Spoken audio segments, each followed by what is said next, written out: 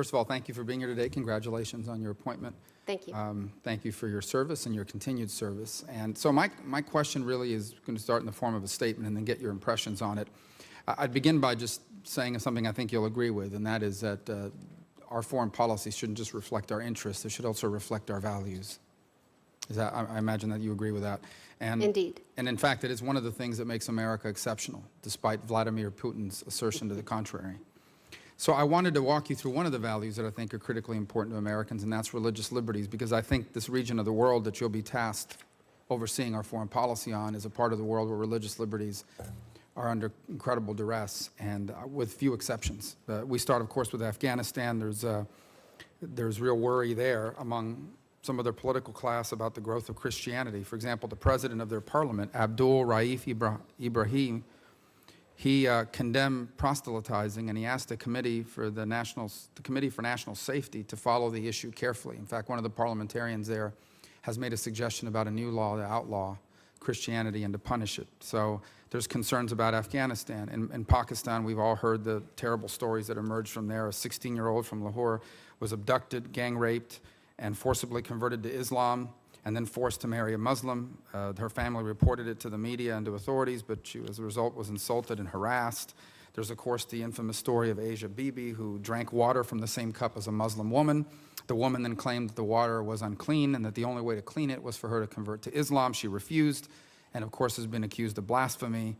These blasphemy laws, by the way, are used in Pakistan as a way to settle scores and personal vendettas. It's not just a religious thing. The U.S. Commission on International Religious Liberty issued a report that said that in the last 18 months in Pakistan, there are 203 documented incidents of violence in the name of religion. That resulted in 1,800 casualties and more than 700 deaths. One of the cases in point is this Christian Sajjad Masih, who was accused of insulting the Prophet Muhammad. And his accuser recanted. His accuser said, "It's not true. The police made me say that." Nevertheless, he's convicted and he's serving a life in prison because of it. In India, that we've been talking about here, I'm concerned about what appears to be a growing wave of Hindu nationalism that's sweeping the country. As a result, on August 3rd, there's the report of a Christian woman that was confronted with demands that she convert back to Hindu. She refused, and as a result was abused and beaten. There's this horrifying story of a Christian woman who was raped and brutally murdered by two men on August 29th. She was raped in front of her 3-year-old daughter. She suffered multiple stab wounds to her torso and had been strangled with her own sari. Her body was left naked, her screaming child beside her. 2 suspects were arrested. They've both been released, and it's unclear whether they will face any official charges in the future. As a result, India now ranks among the 50 countries, according to an organization called Open Doors International. India now ranks among the 50 countries where life as a Christian is most difficult. The country is actually number 31. Largely because of the streak of Hindu nationalism that envisions India as a purely Hindu state. We're concerned about that. In Sri Lanka, in the last 4 months, 30 churches have been attacked by Buddhist extremists. Quite frankly, I wasn't aware that there was such a thing, but apparently that exists. In Nepal, there's actually been some progress. I know that there was an agreement there between the government and the Christian community, but apparently that agreement has not been fully carried out. And we have reports that the Christian community there has been forced to bury their dead outside of cemeteries and have to bury their dead in forests because where the cemetery is too close to some Hindu shrine. In Uzbekistan, I mean, we could go on and on. I don't want to run out of time here, but that's one of the places where Freedom House says Uzbekistan is among the 17 worst countries in the world when it comes to freedom. I didn't know this, but the law in Uzbekistan only allows people to own government-approved religious material.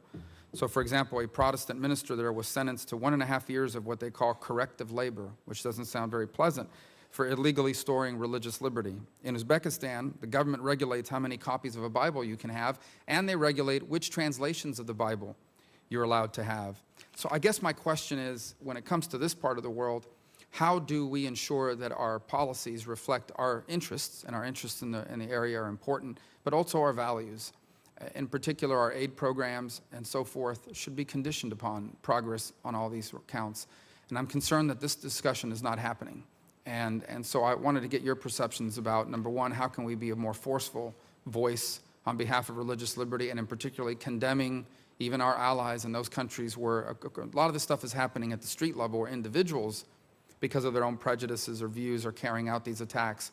But what's more concerning are when the government actually backs it up, either through laws or, as in the case of the blasphemy laws, or by selective enforcement, where they decide that when individuals carry these things out, they won't punish them, they won't do anything about it, they'll overlook it, or in fact they harass the victims or their families when they report these things.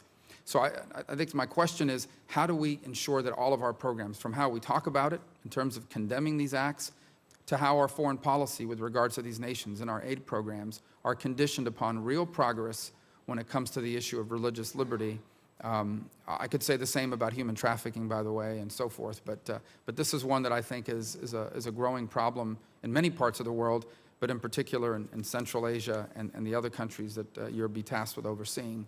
So I wanted to if you would share with us your impressions on the situation and on how we can improve our foreign policy so that, in fact, it is the foreign policy of an exceptional nation because it reflects both our interests and also our values. Thank you, Senator, for that question. And I think you've raised some very important concerns and concerns that extend across the region, as you rightly pointed out. I will say that one of the things, as you noted, that makes America great is that it stands for human dignity, human freedom, freedom of religion, and freedom of expression. And those are values that the United States does not shy away from, and the administration does not shy away from in our engagements with all of the countries in the region. I know that the administration has conducted bilateral negotiations, bilateral dialogue, and consultations with all of the countries that you referenced. And in all of those consultations, religious freedom and human rights have been at the top of the discourse. And if confirmed, that would certainly be my intention to continue to stress upon in all of our conversations the very important concerns that we have with respect to religious freedom. Just one closing question. Do you believe, having given your experience, I believe you were at USAID as well, so you've been involved in aid programs, do you believe that it is wise for us, I'm a believer in foreign aid, but I think foreign aid has to reflect both our interests and our values.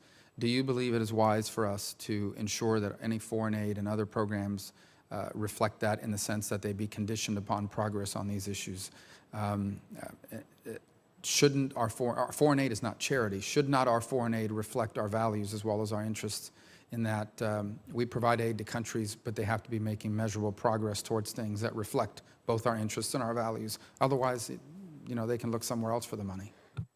So, Senator, I would agree that our foreign aid is a reflection of our values, and in the sense that our foreign aid is aimed at not benefiting governments, but the people of these countries, and in many ways reaches those very populations that are often marginalized and discriminated against. And so in that sense, I would say, I don't know if conditionality is the way to go, but targeting of that assistance to ensure that it is reaching populations for whom we have the greatest concern is something that we have consistently sought to do and perhaps need to do more of in some of these countries. Just in closing, I'd say there's no doubt that we have foreign aid that's directly related to populations and individuals, and certainly you can target that aid in the way you describe. But we also do give foreign aid and assistance to governments.